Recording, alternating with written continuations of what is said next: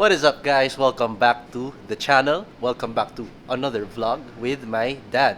Right now, we are here with Project Ranger Raptor as usual.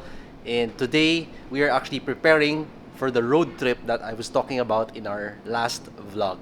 So we're gonna be doing a road trip going to Quezon, 200 plus going, and then 200 plus pabalik. So in the meantime, while we are preparing, meron tayong bagong mods on the car, which my dad has been doing. Actually, from this angle alone, you guys can already see what is new. It's there. Oh my God. Oh yan, pakita mo. Ano ba yan? Di bed cover. After many weeks of contemplating which one to get, what have you gotten? Ang brand nito, ang tawag nito ay Top Flip Ultimate. Can you show us what it can do? Yan, dali. Kunin ko muna yung susi. So it has a lock. No, it has a cover. Ha? It has a cover for the lock. Okay. Sige nga. Naka-magnet siya. Pero mahina ang magnet niya, kaya nagdagdag tayo ng magnet. Diyos ko, ang isang pitik lang yan. Tingnan mo. Tingnan mo. To. Ana. Parang isang ganun lang yan. Oh, ganyan lang yan, no? Huwag mo na lang lagay yan. Hindi, kakalawangin yan pag ulan ng ulan. So, ito muna, susi. Saksak. Yun, tanggalin mo uli. Kasi baka maiwan mo. So, pwede na natin i-baba itong. Bakit? Pag hindi naka-unlock yan, di mo pwede ibaba yan? Pwede rin. Naibababa ito maski na nakalock siya. Wow! Kaya siya nag-flip up. Top, flip, top. Ano yan? Anong ginagawa mo? Itataas ko pa siya. Oh, sige. Taas mo. Paano? Nakalimutan ko na kung paano eh. Ano yan? Oh. Ay, hindi. Ano ba yan? Napapahiya ka na. Tataas ko to. Oo nga. Pero paano? That's what I'm figuring out.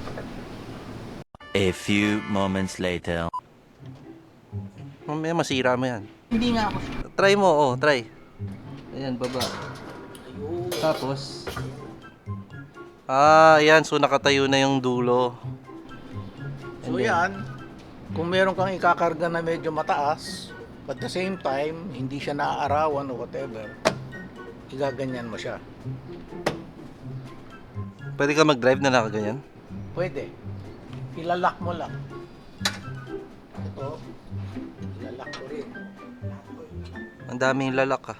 Pag nilak mo na yan, pwede ka na tumakbo, sabi nila, ng up to 100 kilometers per hour. It is supposedly to be waterproof kasi meron siyang rain channel dito. Ito. Kasi pag sara niyan hanggang dito eh. So ito yung rain so may channel. rain channel. So dito, pwedeng labas dito. Tapos dun sa dulo naman, may hose dyan. Sa kanto, dalawang kanto. Pero hindi siya waterproof eh. Na-test natin kahapon. Hindi, tinanong ko na kung bakit. Kasi ang sabi nila, pag sobrang lakas ang ulan, dito siya nag-overflow. So technically, hindi nga siya waterproof. Regular rain, waterproof siya. Yesterday, I actually opened this bed and I saw a puddle of water there. Tapos nakakabit na rin to. So, it's not waterproof if the rain is very strong. Okay? Actually ito, pwede mo tanggalin tong buo. Ang ibabaw nito is trifold.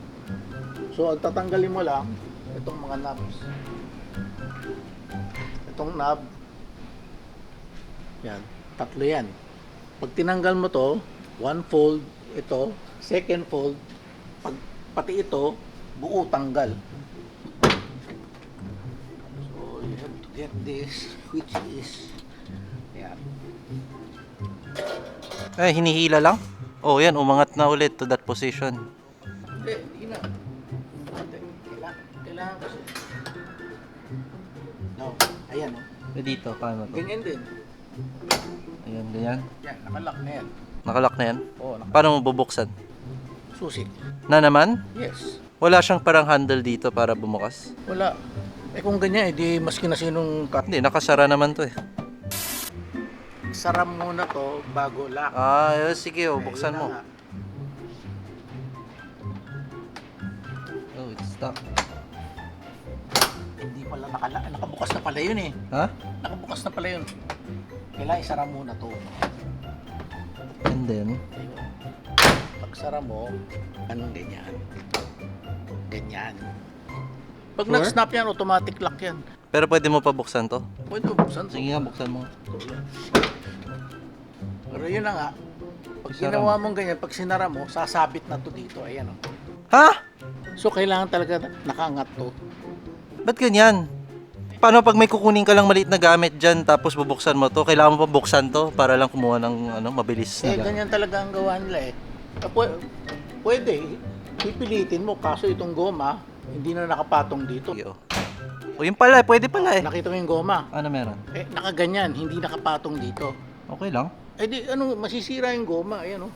Ano? Di ba, nakaganyan? O, flat siya ngayon. O, tingnan mo. Buksan mo. Sara mo.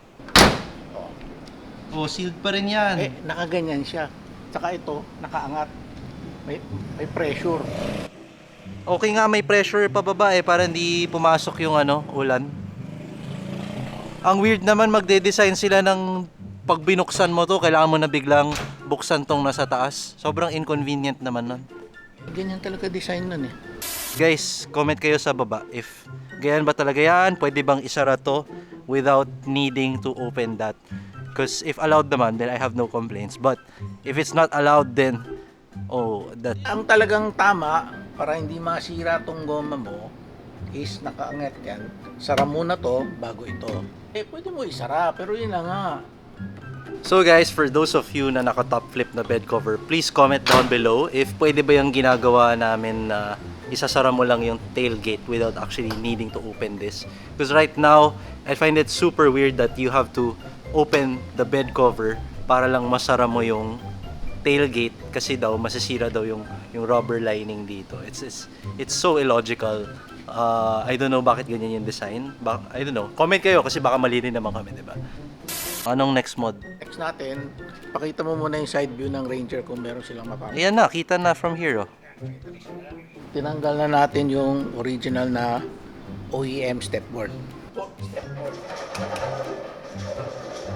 Pag binuksan mo yung pinto, Wow, ulit. Sara mo ulit. Wow, parang F-150 ah. aside from mas maganda yung itsura niya, mas mababa ang stepping, what do you call this? Yung unang ang pag-step mo nito sa Stepping height. stepping height. Ayan. So ganyan lang. Unlike yung dati, yung OEM, ganyan kataas siya. Yun. Mas mababa. Mas mababa nga. Wow. Ayan guys, close up. Sige, buksan mo ulit. Close up.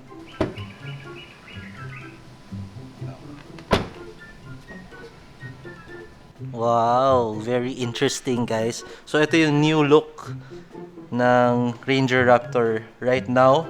Wala na siya yung stepboard dito, hindi mo na siya kita. Ito yung standard na connection. So meron tayong ginawa rito para mag-override niyan. Kunyari, yung scenario, nag-river crossing ka, may bato nandito.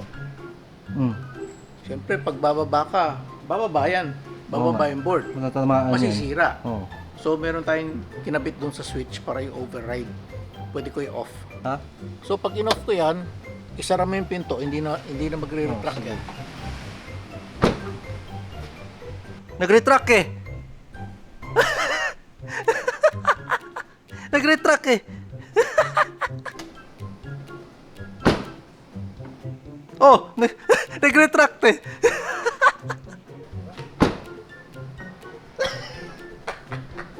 Ulit to. Ha? Dali subukan natin naka-under. So, Naka-on. Ayan, ano yan? In-off mo? in-off ko. In-off mo. O yan, di na nag-ano. Gusto mong umaandar na nakababa siya, pwede rin. So, di ba, binuksan mo ganyan. So, bago mo isara, pipigilin mo lang. So, aandar ka na nakababa siya. Oh. Hindi ko pinigil. Dali. Ayan. Oh. Pag yan, naipit paa mo ah. Mayroon din siyang tinatawag na anti-pinch. Parang sa salamin. Hindi na akit. Sure ka? Oh, Sure ka? sure. Ang nagkabit pala nitong lahat is Atoy 4x4. Shoutout kay Ton Yabe. Finally, ito. Naitim na natin. Kalawak. We have decided na i-paint na lang ng black.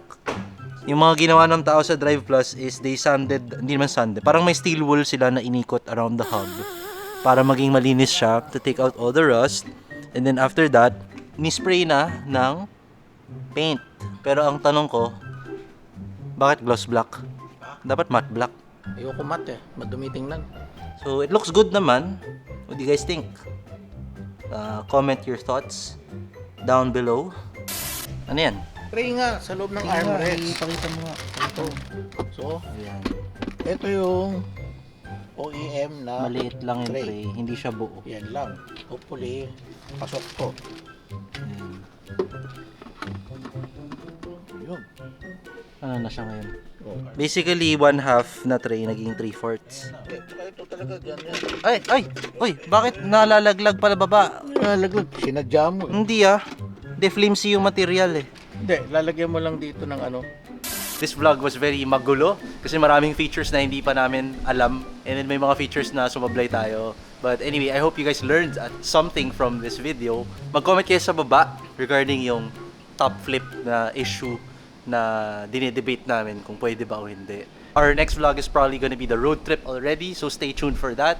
If you enjoyed this video, please don't forget to like this video and subscribe to the channel so that you get notified whenever we upload new Ranger Raptor vlogs. We'll see you guys next time. You guys take care. Goodbye.